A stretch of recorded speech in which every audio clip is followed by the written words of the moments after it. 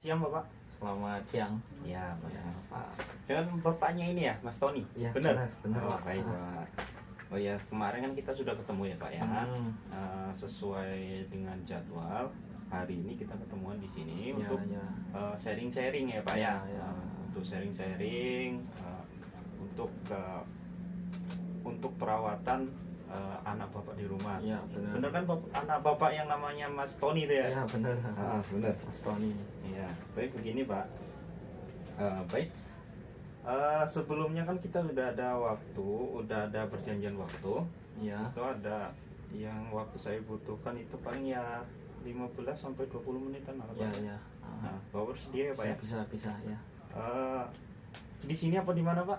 Di sini aja. Oh iya, sesuai ya, Pak ya. Ya, Udah nyaman ya, Pak ya? Udah. Nyaman ya, baik, Pak. Begini, Bapak, kita sharing-sharing aja ya, Pak Oke, ya. ya. Baik.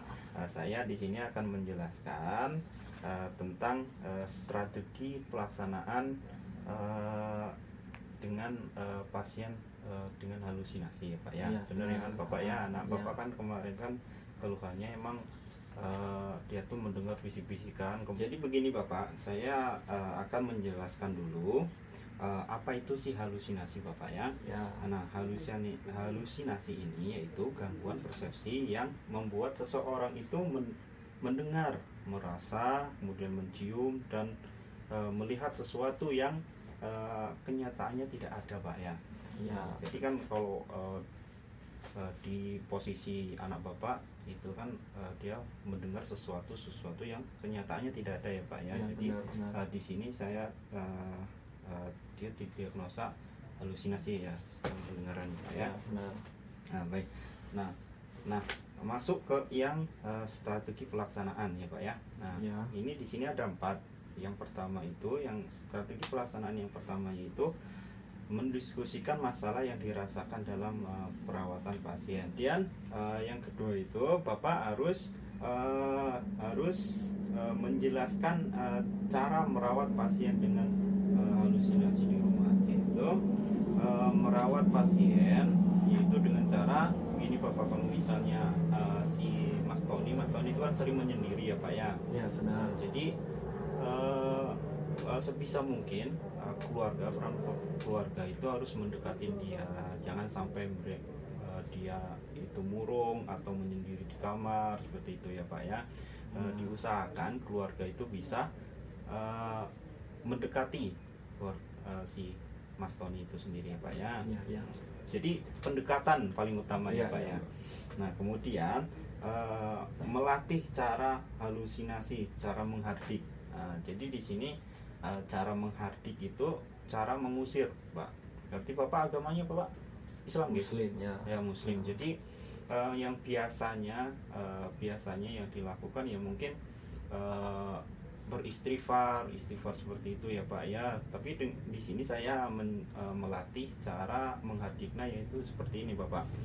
Jadi nanti kalau misalnya anak Bapak merasa seperti kayak mendengar Ya. itu coba Bapak latih lagi anak Bapak itu suruh menghardik dengan cara itu. Kamu pergi kamu pergi, itu tidak nyata seperti itu Pak ya. Nanti besok Ya, ya. besok saya akan melatih si pasien itu, Ya, melatih si ya, ya. Mas Tony itu gimana cara menghardiknya. Nah, seperti itu ya Pak ya. Ya, ya. Itu aja nanti Bapak suruh hardik seperti itu Pak. Ya. Jadi suruh tutup kuping, kemudian pergi kamu itu tidak nyata, kamu palsu, seperti itu ya Pak ya. Ya, benar. Itu cara menghargai. Kemudian yang terakhir, yang dari strategi pertama ini Bapak harus anjurkan membantu pasien sesuai jadwal dan memberi pujian. Jadi setelah melakukan strategi ini, Bapak membantu si Mas Tony-nya itu suruh mengisi jadwal yang sudah diberikan sama kami Pak ya. Seperti iya, kemarin iya. ya. Kan ada seperti ini Iya, Pak iya. ya. Ini saya kan udah Ada dikasih jadwalnya jadwalnya. berarti, ya. Nanti di apa yang sudah dilakukan ditulis. Kemudian Iya. diberi pujian kalau misalnya dia tuh udah merasakan seperti itu, suruh menghardik ternyata dia bisa ujian. Ya, Jangan sampai lupa ya Pak, beli Iya, ujian iya, terus benar, pokoknya iya. ya Pak ya. Oke, paham ya Pak yang strategi yang pertama ya Pak ya. Paham. Baik, sekarang masuk strategi yang kedua Pak. Nah, strategi kedua yaitu evaluasi kegiatan keluarga dalam merawat atau melatih pasien menghardik. Jadi kegiatan pasien Ya. pasien yang dari strategi pertama itu Ya. dilihat, dilatih cara nulisnya. Oh ini sudah benar, kemudian dikasih pujian lagi ya Pak ya. Ternyata sudah mengisi yang jadwalin, kemudian benar. pujian. Nah, yang kedua itu menjelaskan benar cara memberikan obat. Nah, di sini keluarga juga harus paham juga, selain pasien ini udah dikasih tahu cara minum obat, tapi di sini peran keluarga kan sangat penting sekali ya Pak. Jadi harus tahu cara 6 benar minum obat. Nah, apa saja nih Pak ya? 6 benar minum obat. Yang pertama itu benar jenisnya, Ya. benar guna, Ya. benar frekuensi, dan benar caranya. Nah, jadi kan di situ kan biasanya dikasih obat, dikasih ada yang kuning, ada yang merah, nah itu tuh harus tahu ya Pak.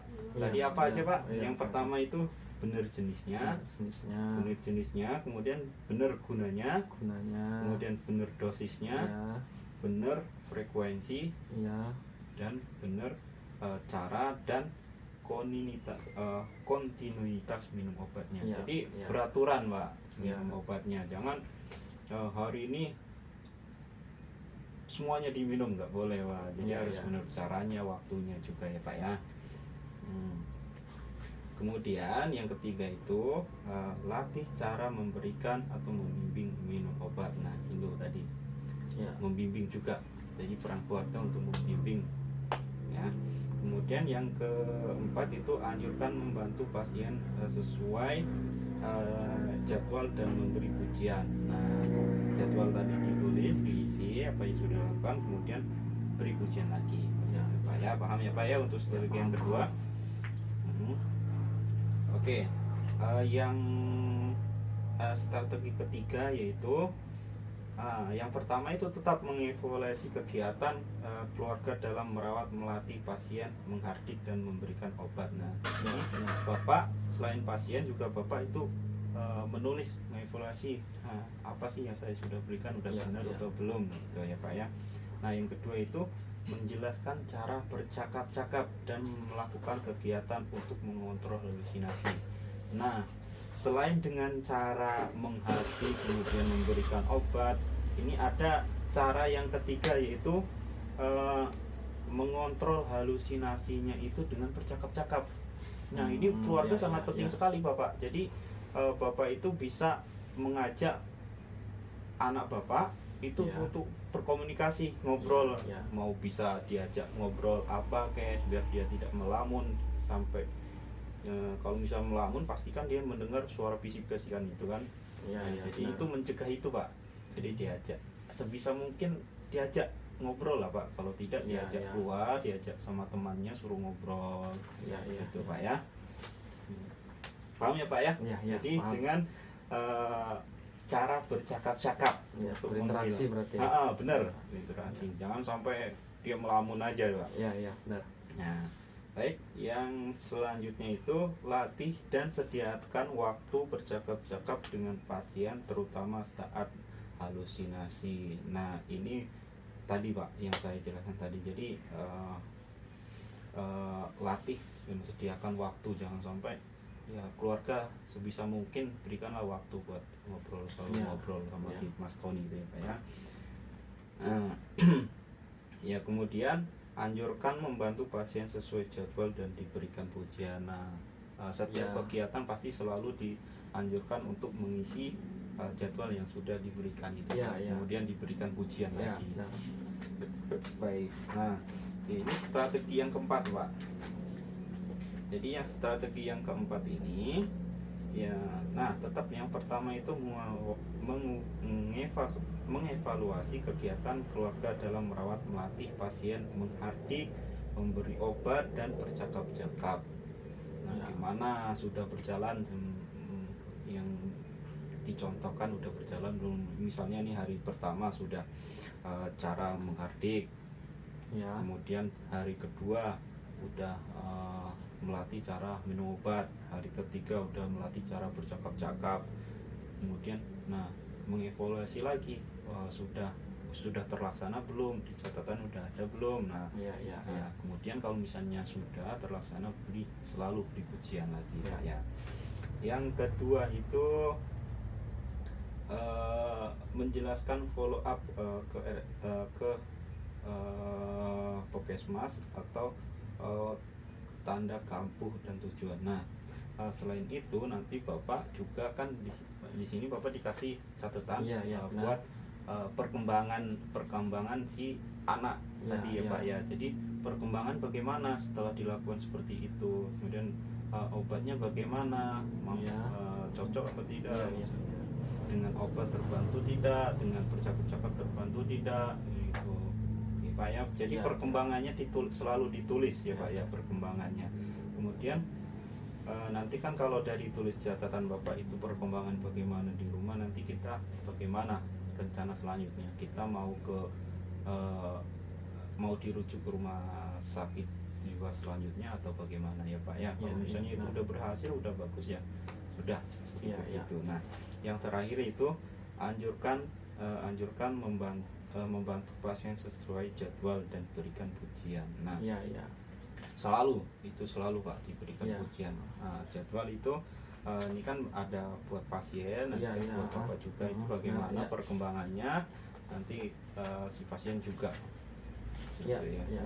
Kemarin kan sudah saya kasih jadwal jamnya, harinya, Iya, benar, Pak. minum obat, Iya. seperti itu ya Pak ya.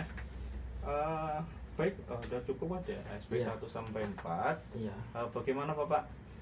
Iya, cukup memahami ya. Jadi intinya itu Bapak itu paham ketika dia halusinasi, Iya, benar. Bapak cara menghardik, Ya, menghardik. ya. Bapak paham tadi menghardiknya bagaimana Pak? Iya. Yang tutup Iya, kuping, tutup telinga. kemudian pergi kamu, Iya, pergi benar, kamu, benar, ya. kamu palsu, itu diajarkan ke pasien ya Pak ya. Iya. Kemudian yang kedua itu apa? Memberi obat Iya, berobat sesuai jadwal. sesuai jadwal ya Pak. 6 Iya. cara Iya, benar. benar minum obat itu Iya. sudah ya Pak ya. Kemudian cara bercakap-cakap, Iya, jadi bercakap-cakap itu bagaimana ya, diusahakan pasien kita sebagai keluarga itu harus selalu berkomunikasi lah ya Pak, Iya, karena benar. keluarga di sini sangat penting sekali, Iya. penting paling utama dalam kesehatan pasien itu sendiri ya Pak ya.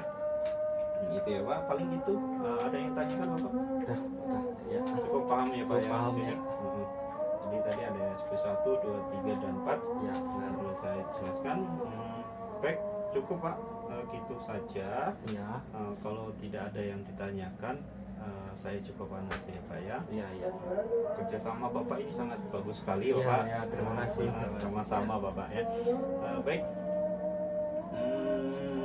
Waktunya sudah cukup lah ya Pak, pas Iya, ya, Pak. iya, benar. Ada 15 menit. Ya. Saya akan kembali ke ruang keperawatan lagi Iya. Pak ya. Selamat siang dan selamat istirahat. Iya, terima kasih, Pak.